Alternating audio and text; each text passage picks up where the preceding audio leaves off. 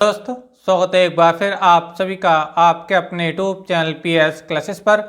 तो दोस्तों आज के इस वीडियो लेक्चर में हम क्लास 12 फिजिक्स के लेसन नंबर 1 जिसका नाम है वैद्युत आवेश तथा क्षेत्र से एग्जाम के पर्पज से एक वेरी मोस्ट इंपोर्टेंट टॉपिक को पढ़ने जा रहे हैं जिसका नाम है वैद्युत बल रेखाओं के गुण। दोस्तों आप लोग को बताता चलूं वैद्युत बल रेखाओं के गुण ये आपके एग्जाम में शॉर्ट क्वेश्चन के रूप में 2 या 3 नंबर में बहुत ज्यादा पूछे जाते हैं। बहुत ही आसान बच्चे गुण है। एक बार वीडियो लेक्चर को आप पूरा देखेंगे आपको वैद्युत बल रेखाओं के सारे गुण आपको क्लियर हो जाएंगे। तो आइए दोस्तों बिना किसी देरी के शुरू करते हैं वीडियो लेक्चर को, समझते हैं पूरी बात को। तो चलिए स्टार्ट करते हैं। तो देखिए पहला गुण बच्चों ये है कि ये धन आवेश से चलकर जो वैद्युत बल रेखाएं होती हैं, ठीक है, तो ये धन आवेश से चलकर ऋण आवेश पर समाप्त होती हैं। चलिए देखिए अब मैं इसको डायग्राम के माध्यम से आपको और अच्छे से क्लियर करता हूँ। देखिए दोस्तों हम लोग जानते हैं कि जो आवेश होता है बच्चों ये दो प्रकार का होता है। एक होता है बच्चों धन आवेश जिसे बच्चों हम प्लस क्यू से लिखते हैं, एक होता है बच्चों ऋण आवेश जिसे बच्चों हम माइनस क्यू से प्रदर्शित करते हैं, ठीक है। अब ये जो आप स्क्रीन पर देख पा रहे होंगे ये जो लाइन आप देख पा रहे हैं यही बच्चों क्या है, ये वैद्युत बल रेखाएं, यही क्या बच्चों ये वैद्युत बल रेखाएं, ठीक है। अब देखिए इनकी डायरेक्शन को देखिए, देखो ये कहाँ से निकल रही है, ये प्लस आवेश से निकल रही है, यानी प्लस आवेश से चल रही है और कहाँ जाकर समाप्त हो रही है बच्ची, माइनस आवेश में ये समाप्त हो रही है। तो बच्चों को यही लिखा गया है कि देखिए ये धन आवेश से चलकर ऋण आवेश पर समाप्त होती हैं। क्लियर हो गया आप लोग को मेरी बात? तो उम्मीद करता हूं ये बात आपको अच्छे से क्लियर हो गई होगी कि जो वैद्युत बल रेखा होती है बच्चों ये प्लस आवेश से निकल करके माइनस आवेश में क्या होती है बच्चों ये समाप्त होती है। क्लियर है आप लोग को मेरी बात? ठीक है। चलिए देखिए अब मैं देखिए आपको दूसरा गुण आपको समझाता हूँ कि इनका दूसरा गुण क्या होता है। तो चलिए देखिए समझते हैं इसका दूसरा गुण। देखिए स्क्रीन पर क्या है, ये एक खुला वक्र होती है। जो वैद्युत बल रेखाएं होती है बच्चों ये क्या होती हैं, खुला वक्र होती हैं। जबकि चुंबकीय बल रेखाओं की बात करें तो चुंबकीय बल रेखाएं जो होती है बच्चों वो क्या होती है, बंद वक्र होती है, ठीक है। समझ में आ रहा है? एक बार फिर से रिपीट करता हूं बच्चों कि जो वैद्युत बल रेखा होती है बच्चों ये खुला वक्र होती है। खुला वक्र होने का मतलब ये है कि ये किसी भी चालक के भीतर गति नहीं करती है, जिसकी वजह से किसी भी चालक के अंदर जो वैद्युत क्षेत्र होता है बच्चों वो शून्य होता है। समझ में आ रहा है? जबकि अगर बच्चों हम बात करें चुंबकीय बल रेखाओं की तो चुंबकीय बल रेखाएं क्या होती है बच्चों एक बंद वक्र होती है। ये एक बड़ा इंपॉर्टेंट अंतर है वैद्युत बल रेखाओं में और चुंबकीय बल रेखाओं में। वैद्युत बल रेखाएं क्या होती है बच्चों एक खुला वक्र होती हैं, जबकि चुंबकीय बल रेखाएं एक बंद वक्र होती हैं। यानी चुंबकीय बल रेखाएं किसी चालक के अंदर भी गति करती हैं। चलिए देखिए अब मैं इसको एक डायग्राम के माध्यम से आपको क्लियर करता हूँ। देखिए दोस्तों जैसे कि आप स्क्रीन पर देख पा रहे हो हमने ये एक नॉर्मल चुंबक ले रखा है, ठीक है, जिसका ये बच्चा आपका नॉर्थ पोल है, ये इसका साउथ पोल है, ठीक है। तो चुंबकीय बल रेखाओं के बच्चों ये प्रॉपर्टी होती है कि ये बच्चों ये नॉर्थ पोल से निकलती हैं और ये साउथ पोल की ओर चलती हैं। क्लियर है आप लोग को मेरी बात? जैसे आपकी जो वैद्युत बल रेखाएं ये प्लस आवेश से निकलती हैं और माइनस आवेश में जाकर के समाप्त हो जाती हैं, ठीक है। इसी प्रकार से जो चुंबकीय बल रेखा होती है बच्चों ये नॉर्थ पोल से निकल करके ये साउथ पोल के अंदर एंट्री करती हैं। लेकिन देखो चुंबक के बाहर जो गति होती है बच्चों इनकी नॉर्थ टू साउथ होती है, लेकिन चुंबक के अंदर जो गति होती है, ठीक है, वो साउथ टू नॉर्थ होती है। समझ में आ रहा है? तो ये आप देख पा रहे होंगे बच्चों ये एक लूप बनना है। क्या बनना है? ये एक लूप बनना है, यानी एक बंद वक्र है। इसको बोलेंगे बच्चों हम एक बंद वक्र, बंद वक्र इसको हम कहेंगे, ठीक है।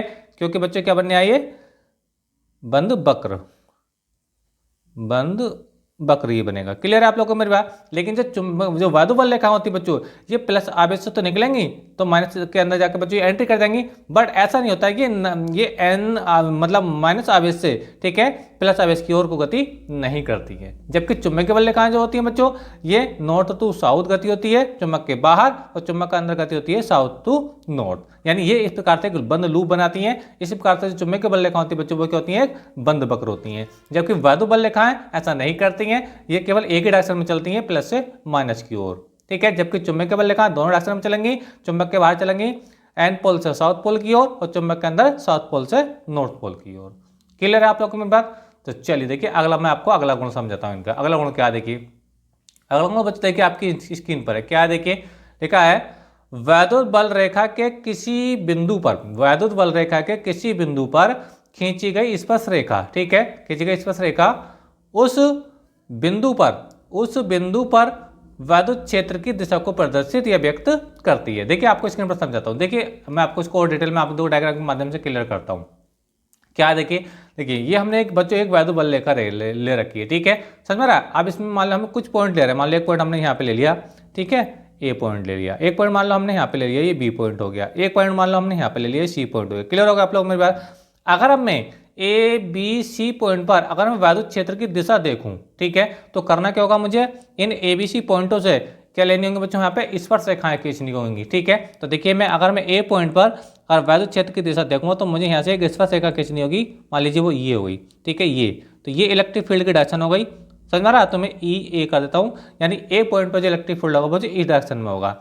इसी प्रकार से अगर बच्चों मुझे बी पॉइंट पर इलेक्ट्रिक फील्ड की डायरेक्शन चाहिए यानी वैद्युत क्षेत्र की दिशा चाहिए, तो यहाँ से मुझे किस तरह रेखा खींचनी होगी, ठीक है, वो कुछ इस प्रकार से आएगी, इस प्रकार से। तो ये बी पॉइंट पर क्या होगा बच्चों, इलेक्ट्रिक फील्ड होगा। इसी प्रकार से बच्चों आप सी पे देखना चाहते हैं तो एक यहाँ से इस पर रेखा खींच दीजिए, तो वो सी पॉइंट पर वैद्युत क्षेत्र की दिशा आ जाएगी। क्लियर है आप लोगों को मेरी बात? तो बच्चों यही लिखा गया था यहाँ पे, क्या लिखा था एक बार फिर समझाता हूँ। देखिए, वैद्युत बल रेखा के किसी बिंदु पर, ठीक है, जैसे कि मैंने एबीसी 3 बिंदु ले रखे हैं, ठीक है, खींची गई स्पर्श रेखा उस बिंदु पर वैद्युत क्षेत्र की दिशा को व्यक्त करती है। जैसे कि मैंने आपको एबीसी पॉइंट पर, यहाँ ए बी पॉइंट पर मैंने स्पर्श रेखा खींचकर आपको दिखाई है। क्लियर है आप लोगों को मेरी बात? ठीक है, चलिए अगला गुण समझते हैं। देखिए अगला गुण क्या है, चौथा गुण की है, ठीक है। चौथा गुण देखिए आपकी स्क्रीन पर है बच्चों, क्या है, देखिए, दो वैद्युत बल रेखाएं कभी भी एक दूसरे को नहीं काटती हैं, कभी भी एक दूसरे को नहीं काटती हैं। इसका बच्चों चौथा गुण हो गया, ठीक है। चल देखिए, मैं डायग्राम के माध्यम से क्लियर करता हूँ कि क्यों नहीं काटती हैं।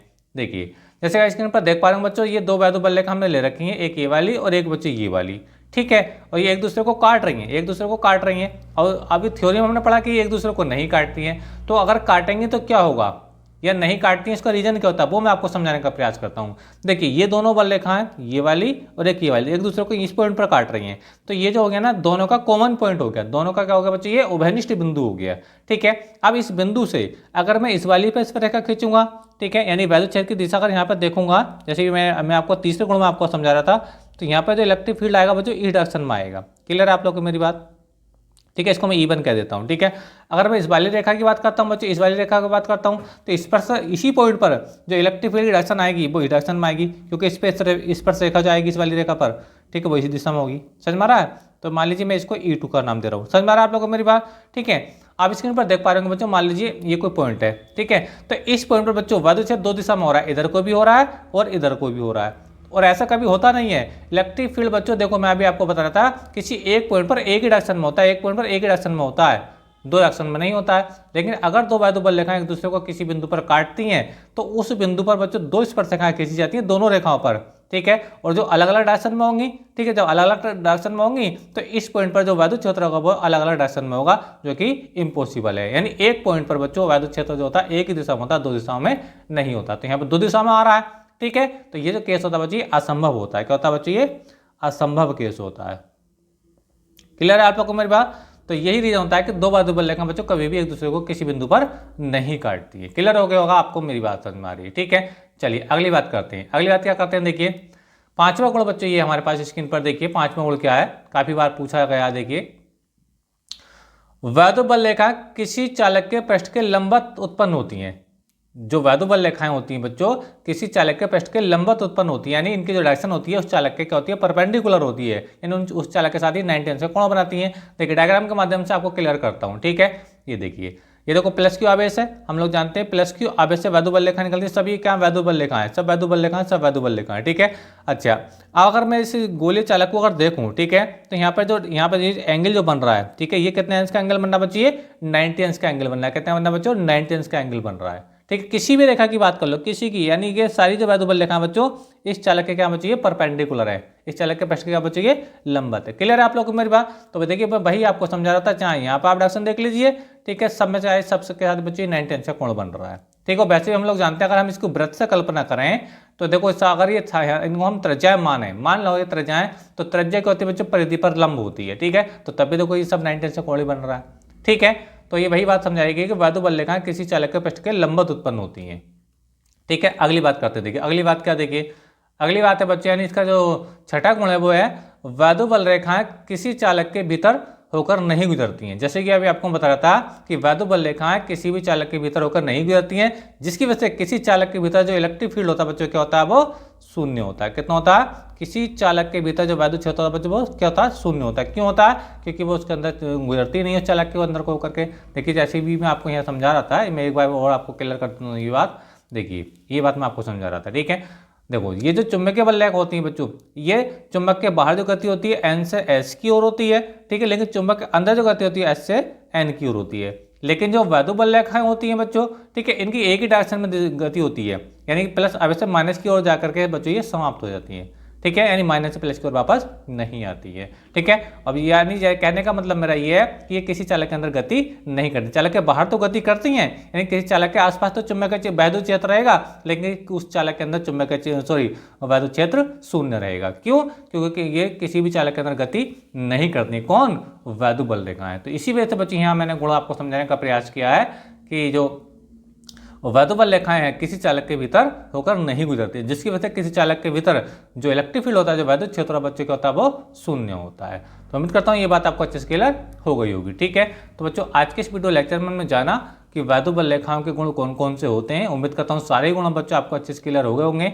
ठीक है, वीडियो अच्छा लगा तो वीडियो को लाइक जरूर कर दीजिए, चैनल पर नए चैनल को सब्सक्राइब कर लीजिए। मिलेंगे नेक्स्ट वीडियो में किसी नए टॉपिक के साथ, तब तक धन्यवाद।